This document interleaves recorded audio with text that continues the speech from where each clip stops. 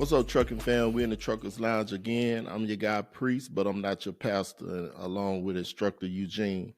All right. We in today's conversation we're going to be discussing the change in FMCSA's leadership with Miss Robin Hutchinson stepping down. Gene, we came across some articles on Overdrive online, a story about it, giving a little bit of information of didn't really tell the reason why she was stepping down, just said she was stepping down. She's just going to be replaced, right? Yeah, pretty much. She's being replaced, but with that position, we've been seeing that she's the second person to step down in a short time frame. You No, know, no, it's been more than that. It's before her. Let me pull it up here. Before her, you had let me find it I here. think it was I had it Raymond right in front of Martinez. me. Was it? You had Maria Maira Joshe. I hope I'm not butchering this lady's name. She was the acting administrator of the Federal Motor Carrier Safety Department before Hutchinson came in, and before Okay. her, you had let's see, you had Jim Mullins before her, but they haven't had anybody permanent in their position since Ray Martinez stepped down in October 2019. Right. Yeah, So I saw after that. Ray Martinez stepped down, you had Jim Mullen, Miss Joshe, and Miss Robin Hutchinson. So now Miss Sue Lawless is Huh? gone. Miss Sue Lawless. She's going to be taking up her position as the acting deputy administration once she leaves office. Right. Yeah. Right. So Yeah, because she's stepping down on the 26th, on the right, on the of this 26th month, of January. January. 26th of January, Cool. she'll be stepping down. Cool. So again, this is the Truckers Lounge. We are. You could consider us media, but this is an opinionated platform, so we're gonna basically give our take on just based on everything that's been going on since the pandemic. I think it's just I think all of this is connected in a lot of ways, but I'm gonna let Gene go first on his take, unless you want me to go first on it. You can go first because I was going to look over a few things. Okay, okay. Well, I think like when that woman Joshi, it's spelled Joshi. If I'm butchering it, I apologize. But when she was in when the pandemic first started. There was a lot of pressure, I would imagine, on that department. I'm not making no excuses for them. I still think they come out with some of the craziest regulations, but Right. uh, I think that was a pressure position because that lady Joshe, she stepped down and she took a position as deputy mayor in New York. So that may be more of a laid back position. It's got more power and most likely look better on her resume. But as for Miss Robin Hutchinson, I think she stepped down because of the pressure from Congress. They've been having that lady up there on Congress grilling her about a lot of these regulations that's been coming through with the speed limiter. Yeah. The speed limiter mandate. And But I'm pretty sure she ruffled some feathers with some bigger companies with the broker transparency regulation that they're trying to push. Um, I'm pretty sure the American Trucking Association didn't too much like what was it, the lease agreement regulation right. she came Yeah, up they with. came up What with was a it task called? force. It was a task Yeah, force about the the. truck leasing task force. Hmm. So I'm thinking that she probably ruffled some feathers. A lot of pressure probably got on her to where she just probably just threw her hands up with it, just say, "Hey, I want out. I want out." Because I'm pretty sure she wasn't coming up with a lot of these crazy regulations on her own. But a lot of the regulations that I saw that they was trying to put forth was incomplete. Yeah. Some of the things that she was saying or that department was saying that they wanted to change, Just like with the leasing task force, you had to change laws when it come to leasing, in my opinion, based on what I saw on that read on the regulation, just looking at the face of it. So Right. And a I don't lot of know. that I you stuff, know I just think pressure got the best of her. She didn't want it no more because she was the face of every bad situation that came out of FMCSA, and for somebody to not be in a permanent position, that could destroy their career potential. Potentially. yeah. Yeah, because a lot of those um, I can deals barely are hear you. okay. Yeah, a lot of those situations that they were trying to come out with, um, it's like they didn't have the full understanding of it themselves. It's like they hadn't done the research on it themselves Yeah. before they presented it. Even with that hearing that they did on the speed limiters, and they was talking about it, she was saying, well, this is just a hearing. We hadn't came out with a ruling yet. This is just a hearing. But it's like they hadn't even done the research before they even brought it up for people to do a public commentary on it, for the public to speak on it, on their Right. hearing. And so most of that stuff is like hey, here we got something.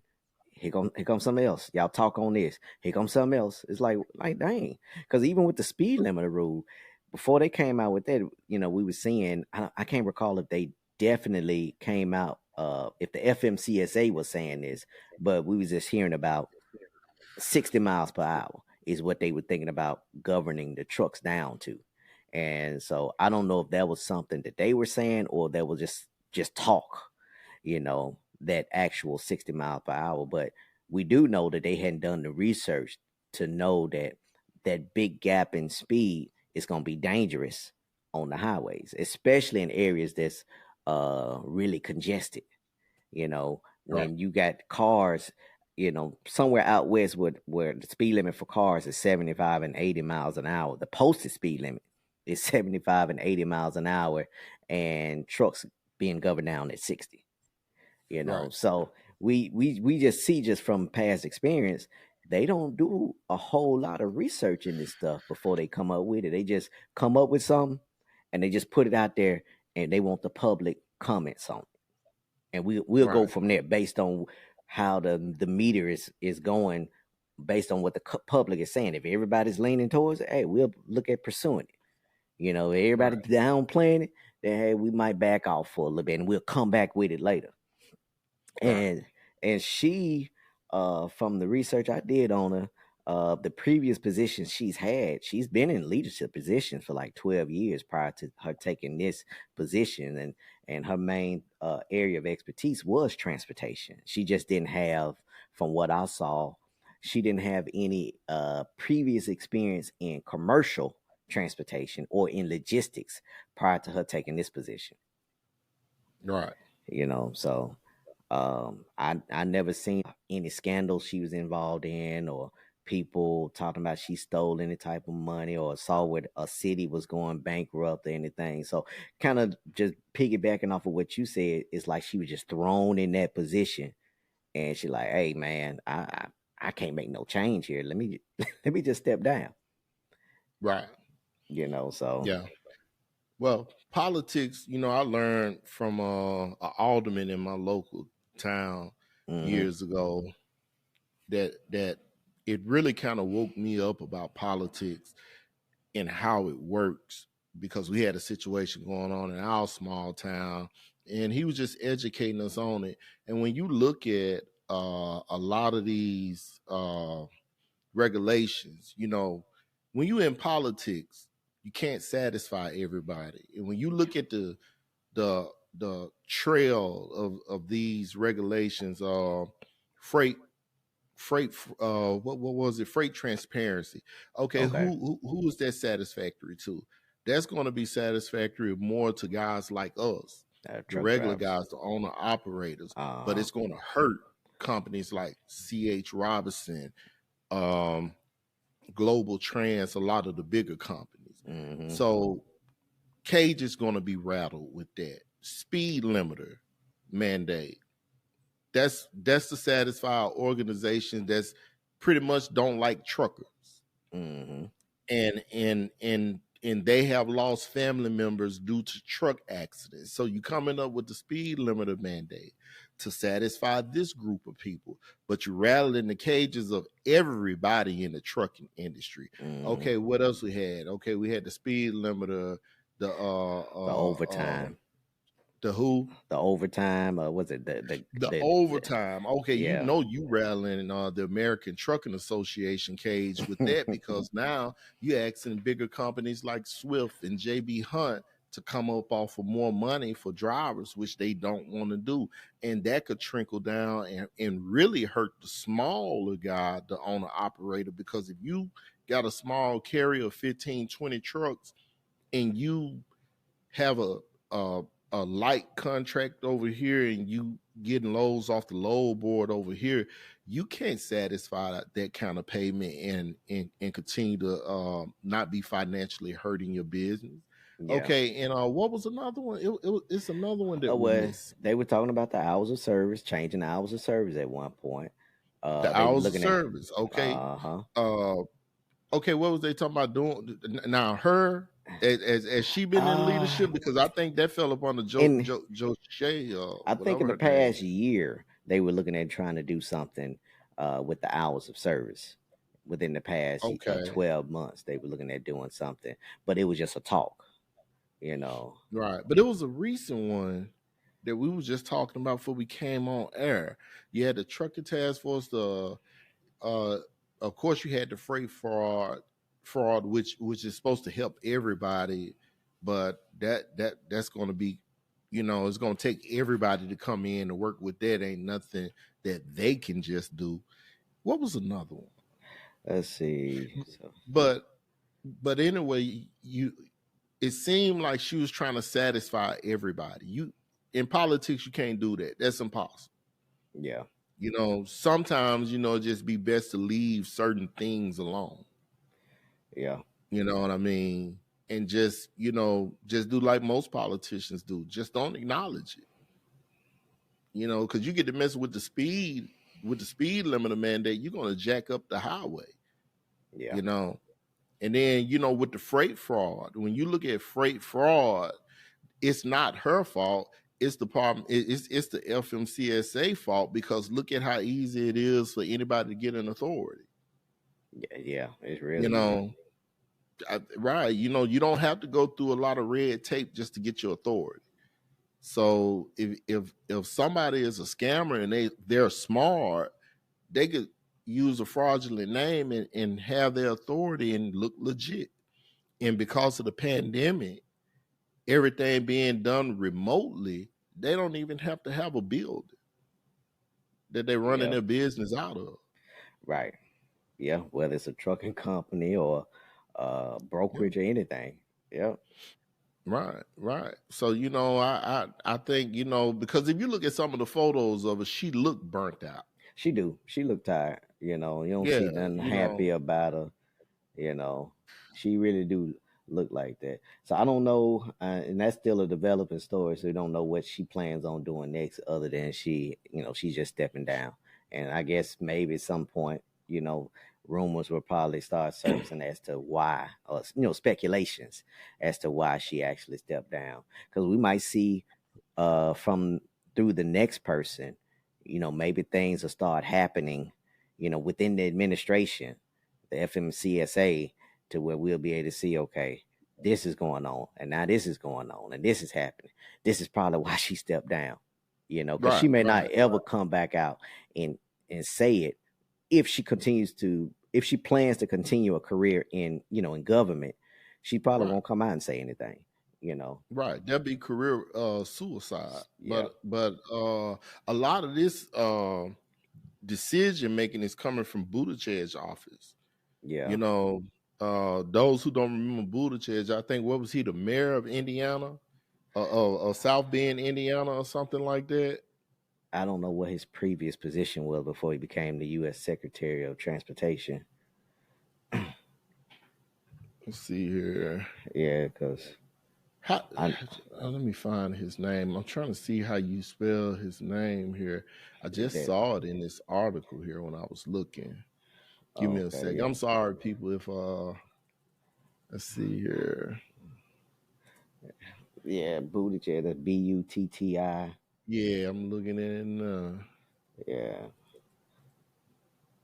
Before, but yeah. Pete Buttigieg. Yeah, because everything. Basically, he's the head guy. He's the one that answers to the president. So Yeah, South Bend, Indiana. I'm sorry, I mean interrupted. From 2012 to 2020, he was the mayor of South Bend, Indiana, when he decided to run for president.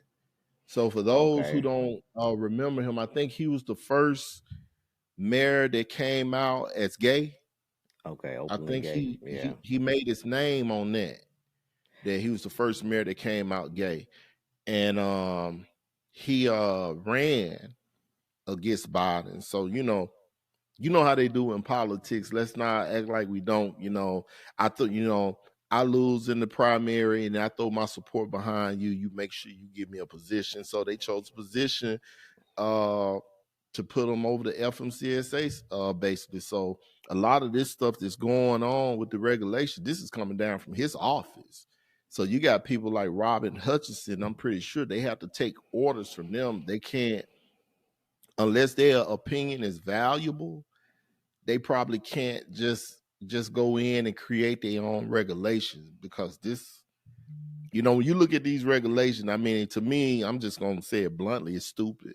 A lot of the hmm stuff that they coming up with, that's how it comes off to me. If I can get somebody to explain it to me better, to where I could better understand it, I'm willing to listen. But just on the face of it, what I've been seeing and reading, it doesn't make sense. yeah. It seems like they just got to come up with some kind of something to put on the books.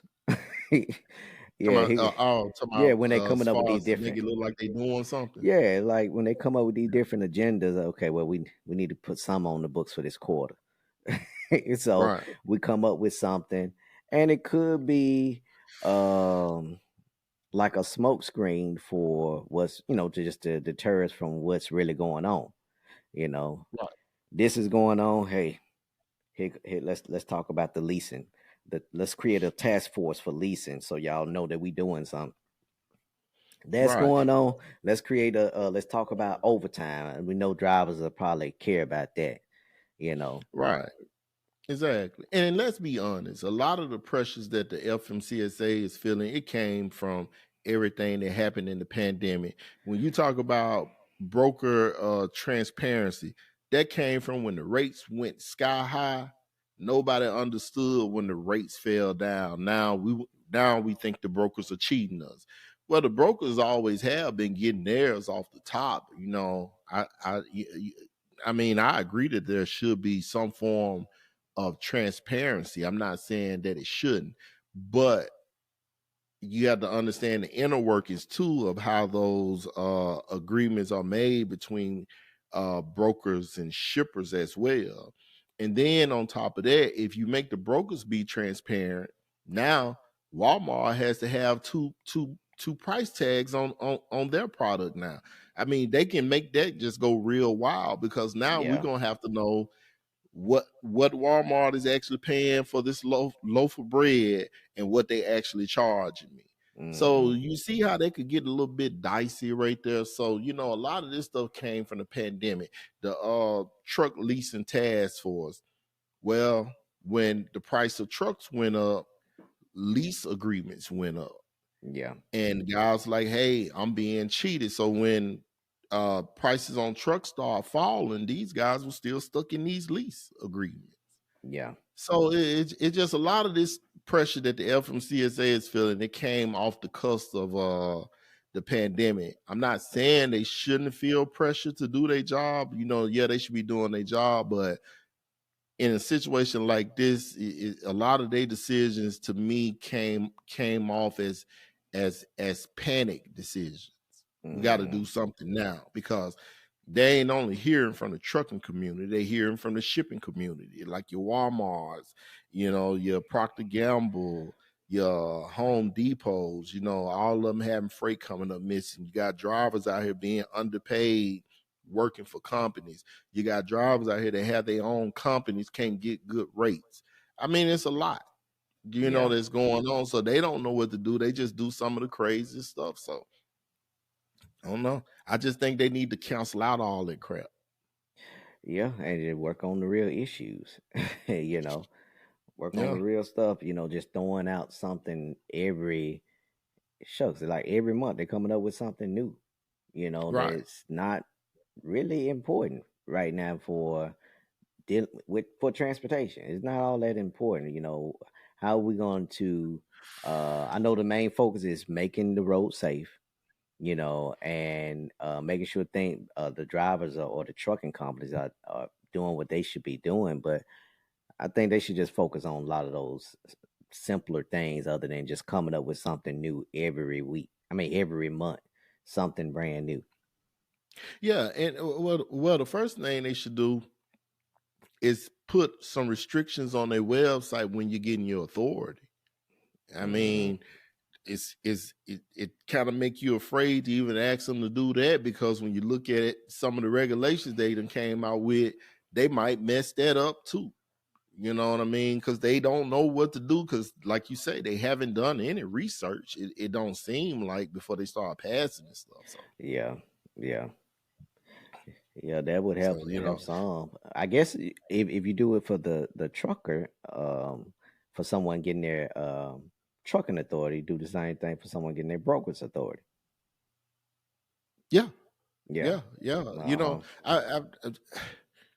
My oldest son, he's 24 now. If he go get a CDL today, he can apply for his authority tomorrow. Yeah. It shouldn't be that open. Hmm. You know what I His mean? his trucking authority and broker's authority.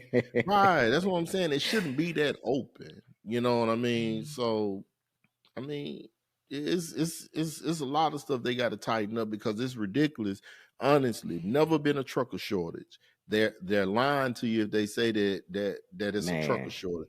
Never been a trucker shortage, and I think it's ridiculous when you look online and you see how many trucks have been put out here since the pandemic. That's ridiculous. I mean, right. that's where they slipped at. Hmm. That's where they slipped at. And I'm not saying that nobody should be able to take advantage of the American dream, but you can't say, well, it should be wide open, and then turn around and complain about foreigners being in it. Then Hmm. complain about people crossing the borders coming in and being able to get involved in it, and then the scammers and all that stuff, freight fraud. That's going, you can't have it both ways. A lot of that could have been stopped if they had to did that in the beginning, if they had to put some restrictions on what it takes to get your authority. Yeah, because they were letting people come in with no experience get their authority during the pandemic. I think from what I saw, recall seeing, I want to say it was like 400 some thousand trucking, what, like DOT numbers prior to the Right. pandemic, and that practically doubled during the time of the pandemic, Yeah. and Right. like, wow, you Yeah. know, And you think it's not going to be an issue with parking? yeah. You know, in our area, we saw people that were like barbers, mechanics, plumbers, uh, uh, uh, baby boys. Even the baby boys got their girlfriends' tax money and started a trucking company. I mean, that's ridiculous. I mean, Uh-huh. it's ridiculous.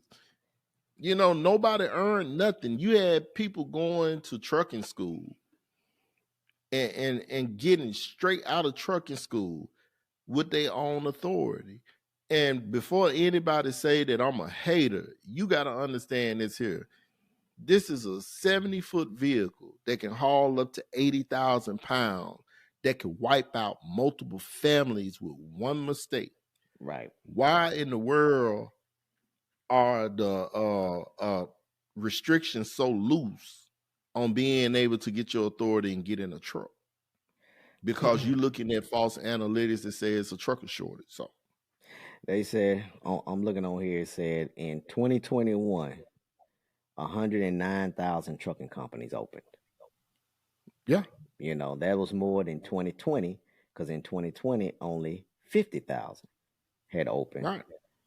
and 2018 only 43,000. So it's like three times, at least two times the amount, Right. pre-pandemic.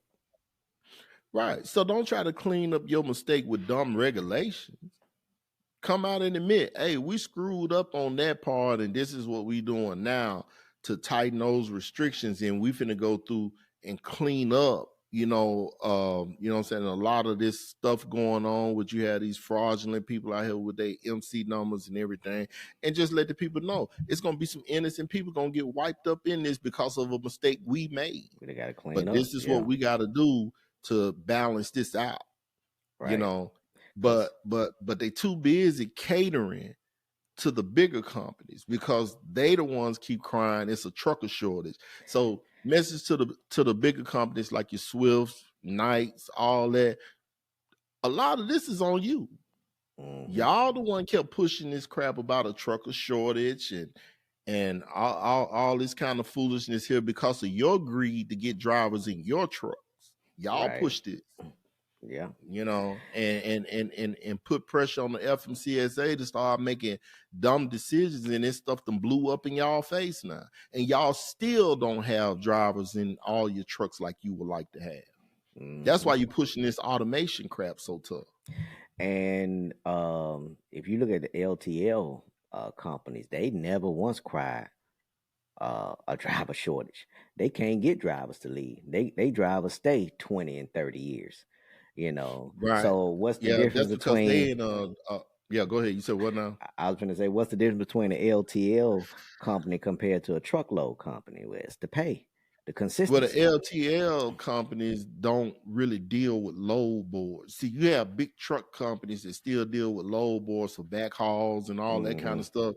With LTL dealing in such smaller shipments and being able to compound them on one load, they deal directly with the shipper and they get high rates. So they can afford to pay their drivers good money to where you got a 69-year-old driver and you just about got to sabotage him to get him to retire because he don't want to go nowhere because he making $30-$40 an hour because an LTL company can't afford it. But a truckload company, in most cases, they can't afford to pay that kind of money because of how the market is set up for truckloads. Because it's kind of crazy, but truckload is a lot cheaper for a shipper to send a truckload than to send one piece of freight. You know what I mean? And like when they look at it on a larger scale, like over the times of how many I got to send out this one piece of freight when I could send out a truckload of it at one time if it's storage space on the other end. So they get a cheaper deal. Yeah. Yeah. So that's the difference. It's crazy that the market is set up like that. It shouldn't be set up like that. I mean, if a LTL guy can make $30 an hour, a truckload guy working for a company should be able to make at least $25 an hour. He may not have the incentives that an LTL guy has, but he should still be able to make that kind of money, and a trucking company should be able to afford it. Yeah. So it's a lot. Yeah. It's a lot. That's something. But yeah, that ain't always, that is not always the case. But yeah, like you said, with the crying driver shortage, is always the larger carriers that's putting it out, saying, oh, by this such and such a time frame, we're gonna need 50,000 drivers, 80,000 drivers. They always crying that. Right. Yeah. So I would love to have a representative for the ATA to come on our show and have a conversation with us about it. And I wouldn't bash them. I know I talk aggressive and I know I have a strong opinion about things, but see, I like to learn too. I like to listen, and I love to be proven wrong because a lot of the stuff that most people see as crazy that come up in my head, it scares me when it comes to fruition. Just being honest, I don't like the fact of being able to see things down the road and it's not good. Right. And then, it ends up, coming to light. So, I mean, I mean, what about the trucker shortage? They had a conference. You haven't seen the video yet, but this freight broker, this guy who represents freight broker, I think he represents TIA. If I'm wrong, I apologize. I'll find the video and post it up on our TikTok page. Okay. But he was telling Congress, this Congress member, I can't think of his name, but because his brother took over the family trucking business, they think he getting all his information from his brother on this so-called trucker shortage. Okay. So this representative for the freight broker said it's not a trucker shortage. He said it's a epidemic of people in trucking following the American dream, and he compared it to J.B. Hunt. He said J.B. Hunt was a trucker, but he said now they're like a large carrier. And he said you have a lot of, it's an epidemic where you have a lot of companies starting their own companies. Now he said it's a trucker shortage with the larger carriers having drivers in their seat. Now I've been saying that for the last 2 years. When they was talking about this trucker shortage, I said, this ain't no trucker shortage. This is coming from the larger carrier saying that they are short of drivers. But when they put the statement out, they don't put it like that. They say across the whole scale, it's a trucker shortage. And that's always been a lie.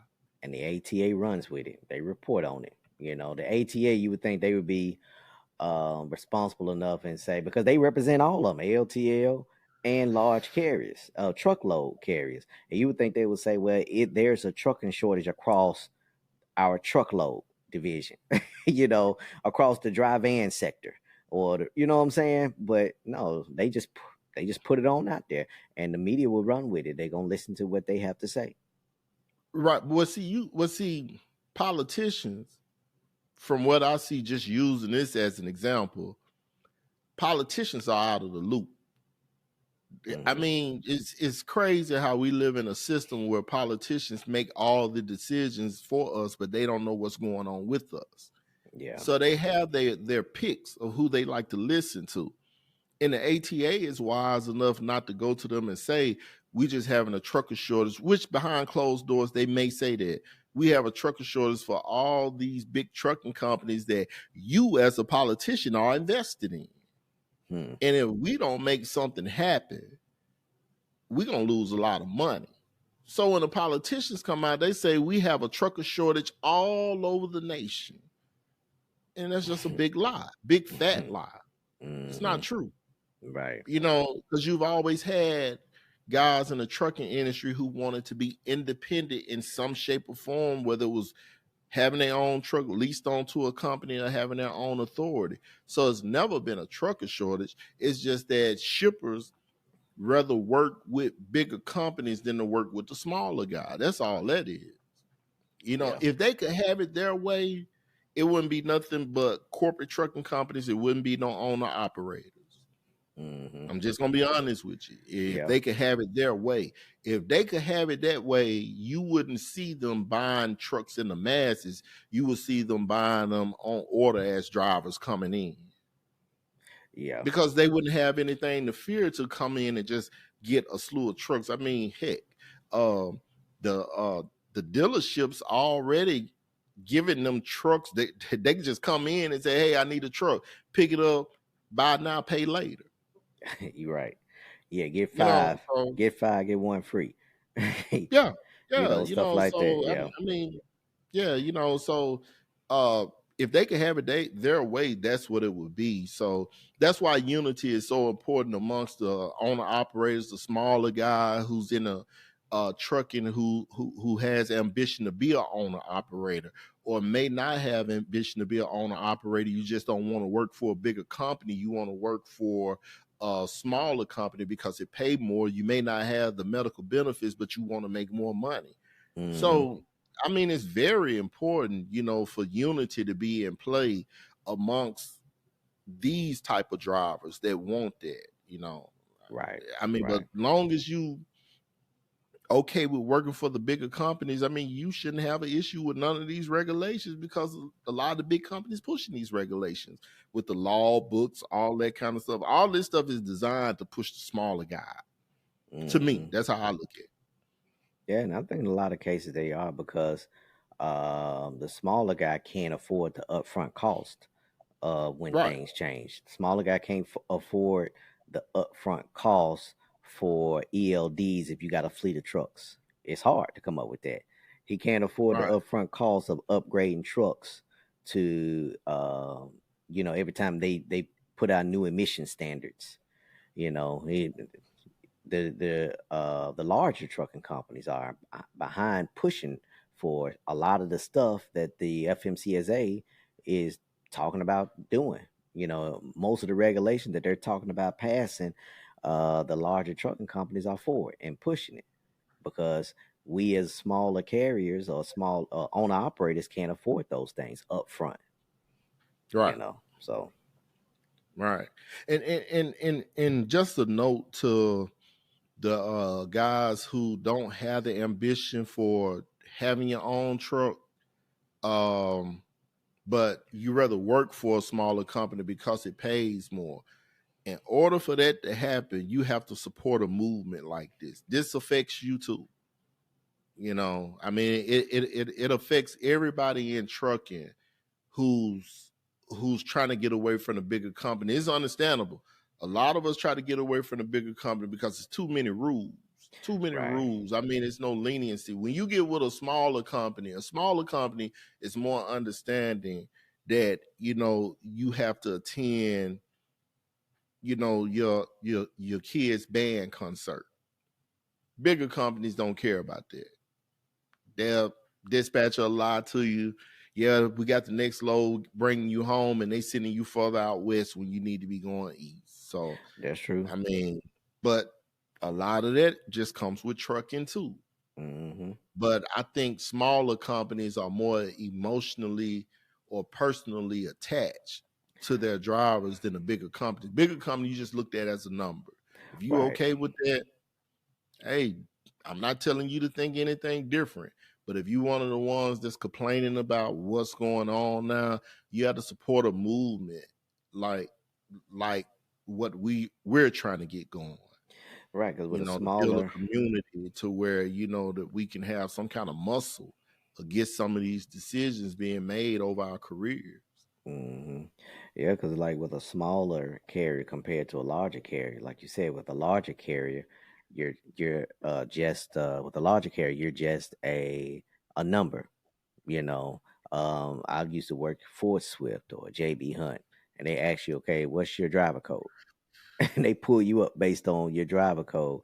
Whereas when I first started driving for a smaller carrier, hey, they got my as soon as they answer the phone, hey Eugene, Yeah, hey, how you know it's me? yeah, Oh, we got you saved. I said, wow. yeah, yeah. And they had a couple Exactly. hundred See, trucks, that but means a lot.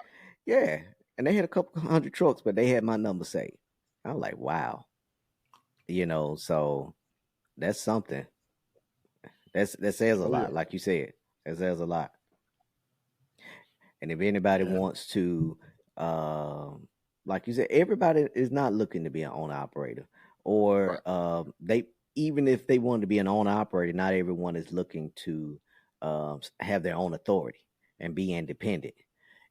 right, But like you said, for the guys that's um, looking to have that freedom with running with a smaller carrier, of having a personal relationship with a smaller carrier compared to a larger carrier, and having more say so in what you do, that you can sometimes get with a smaller carrier compared to a larger carrier, then yeah, you got to support everything that's coming down, the fights that a lot of us are trying to at least bring awareness to, and some of the fights that people like maybe OIDA is trying to bring attention to also when they're fighting on Capitol Hill for certain regulations, against certain regulations.